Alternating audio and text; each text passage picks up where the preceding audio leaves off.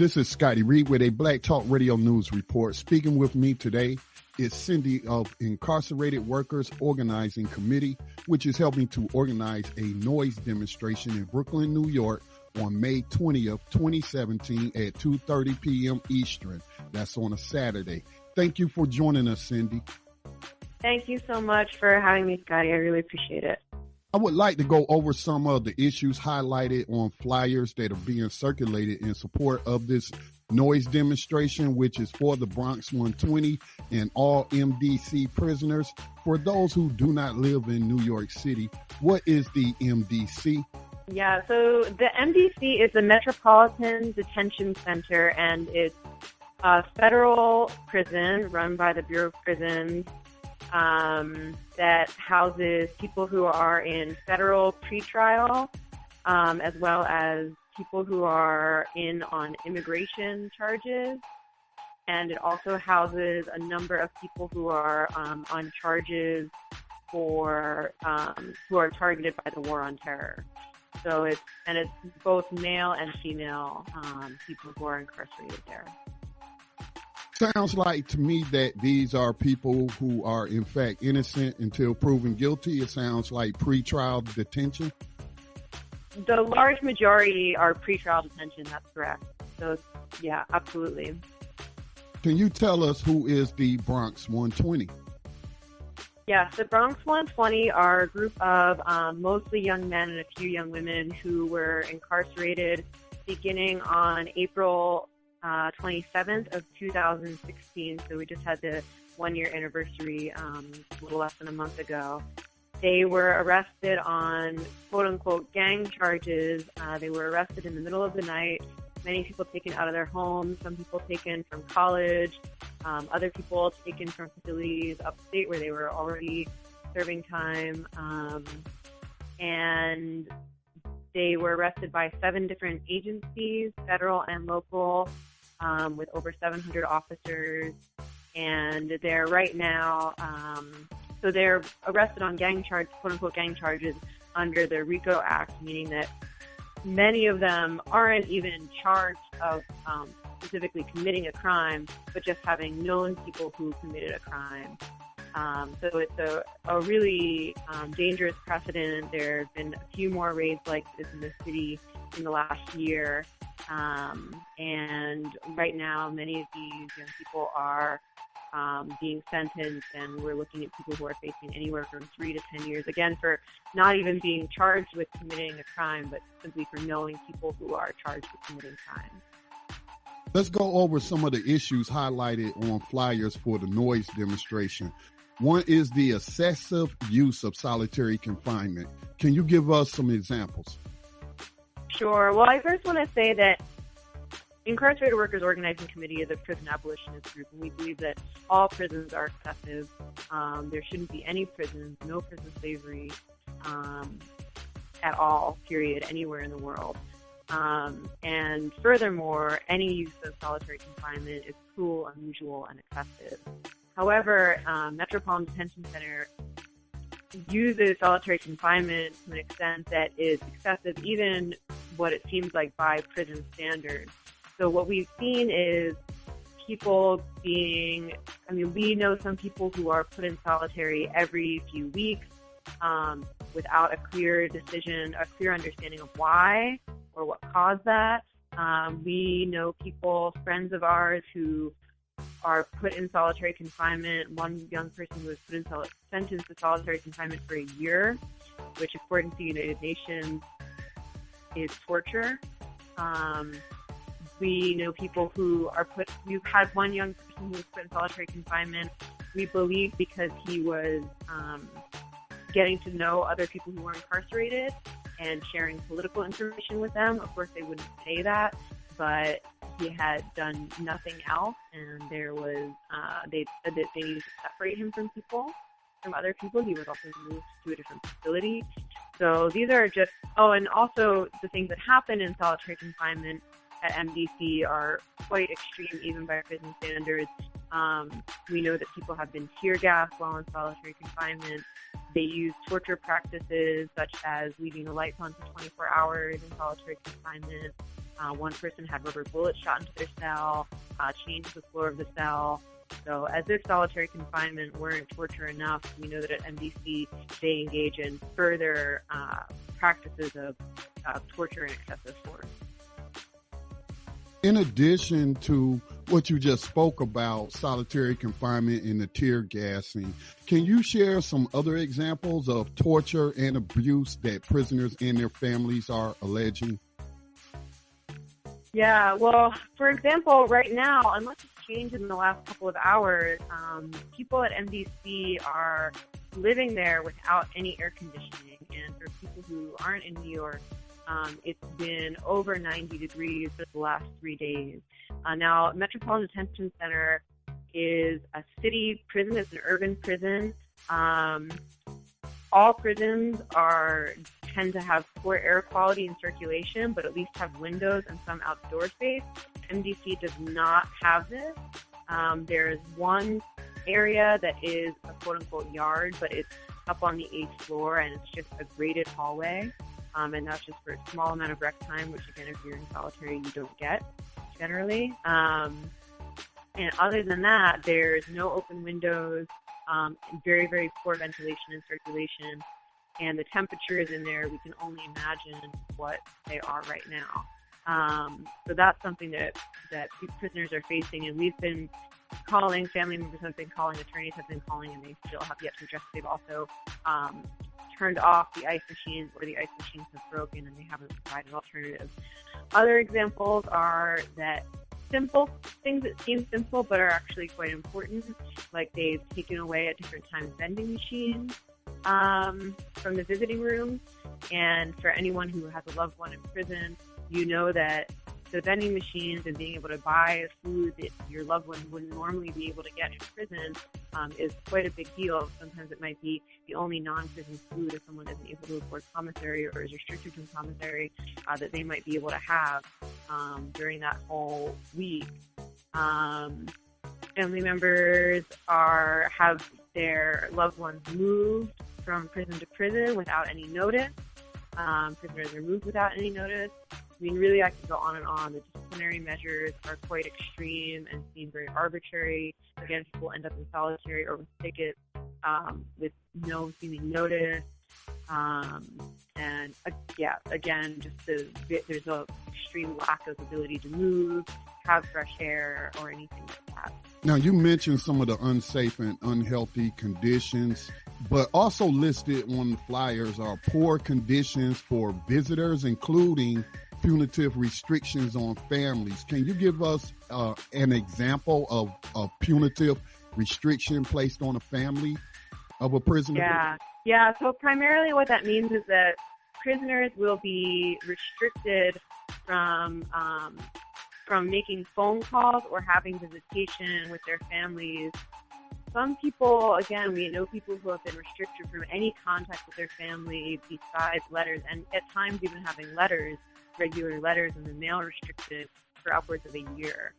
And this is, to me, this is such an extreme form of torture to prisoners and their families in this way. You're already living with someone that you love behind bars, unreachable, and again, this is a pre-trial, so for most people have no idea how long their loved ones will be taken away from them. And again, as you said, not that anyone should be in prison, even if they are proven guilty in a false court of law supported by capitalist and white supremacy. But even still, these are people who haven't even gone through any due process, and they're potentially being restricted from having any communication with their loved ones for very long periods of time. And the BOP and the Civic Prison MDC explicitly uses this as a form of discipline against prisoners who they believe have done something wrong. I would also like you to speak on concerns being raised about the lack of medical and mental health care. You just touched on denial of due process, but specifically is mentioned the denial of due process for disciplinary actions. And you've already talked to us about the access to light and outdoors. But can you speak to the issue of lack of medical and mental health care and the denial of due process for the disciplinary actions, I assume, like placing someone in solitary confinement? Absolutely. So first, medical and mental health. It's very difficult to get access to any kind of mental or medical health care. We have family members who have reached out asking for mental health care and been told that we've been told when someone we know has requested this, and we've heard from them that they haven't received any visits from any psychiatrist or psychologist or any mental health support. We've been told, a psychiatrist visits once a week or something like that, and they're definitely getting the care. But then when we've seen the actual Bureau of Prisons mental health records for people that did eventually end up getting care, we find that they didn't receive anything at all. No visits, no mental health attention. And this is for, people who are really struggling, maybe even suicidal while they're in prison and really begging for help.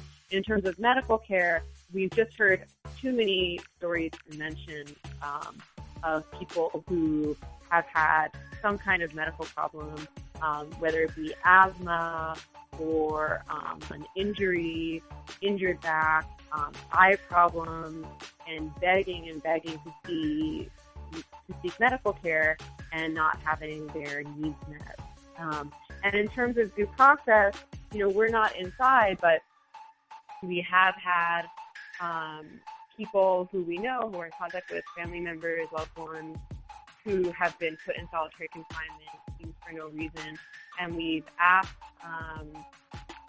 to be provided with a ticket, and we've been denied access to the tickets, and the family members, the people inside themselves, have not had tickets. And that is a requirement that if you face a disciplinary proceeding, you're supposed to be given a formal writing of this that you can send to your lawyer or family or anyone else. And we have, requested this many times, and, maybe someone from BOP is listening and they're hearing this.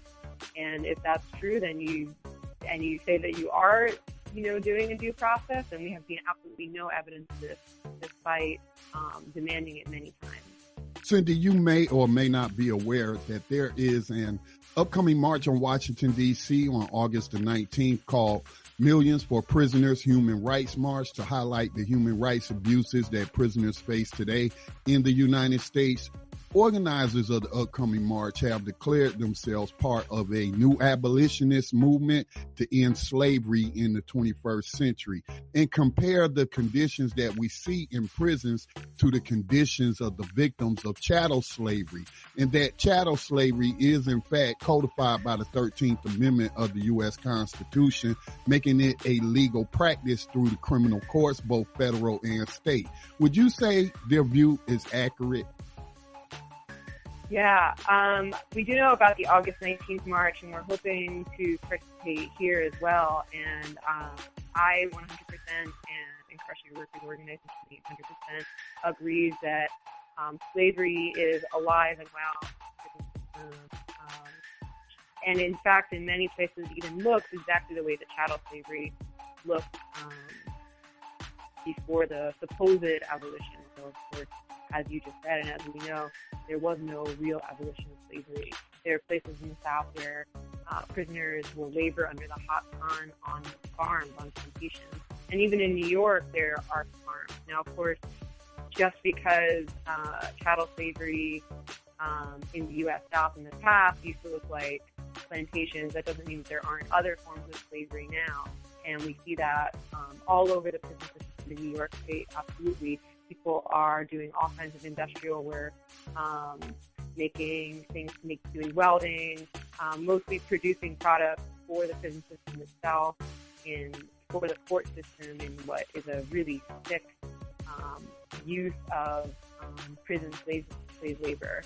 And even in places where prisoners aren't producing themselves, it's still slavery-like conditions, and people have no capacity for freedom for themselves. They're completely under the foot of the law, behind bars, and we liken the gang raids, in fact, to the slave catching of the pre-Civil War era, because these agencies, local police, federal agencies,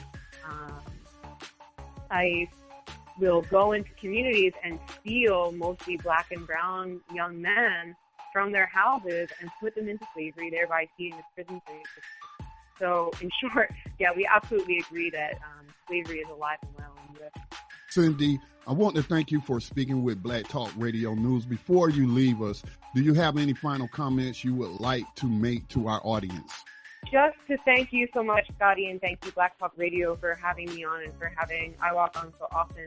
We really appreciate it. And just that we hope that if you are in New York, come out tomorrow, May 20th, 2:30 p.m. The address is 28th Street and 2nd Avenue. It's Metropolitan Detention Center, and that's in Sunset Park, Brooklyn. And also, if anyone has any family members who are incarcerated, you can reach us at iwoc.nyc@riseup.net. One last quick thing, we are currently fighting a proposal that's happening in New York State prisons to restrict packages that prisoners receive. So if you're a family member of someone in prison, or if you're in prison, you can get in contact with us. Last thing I'll say real fast is our address, in case you are incarcerated or don't have access to email. It's P.O. Box 721-1132, Southern Boulevard, Bronx, New York, 10459. And they should address it to IWOC? Exactly, to IWOC. Thank you for speaking to us, Cindy. Thank you so much, Scotty, and thank you, Black Talk Radio. This has been Scotty Reed with a Black Talk Radio News Report. If you would like to participate in the noise demonstration, it will begin at 2:30 p.m. at the corner of 28th Street and 2nd Avenue in Brooklyn, New York. I would also like to remind you to support the nonprofit media work of the Black Talk Media Project by making a donation today.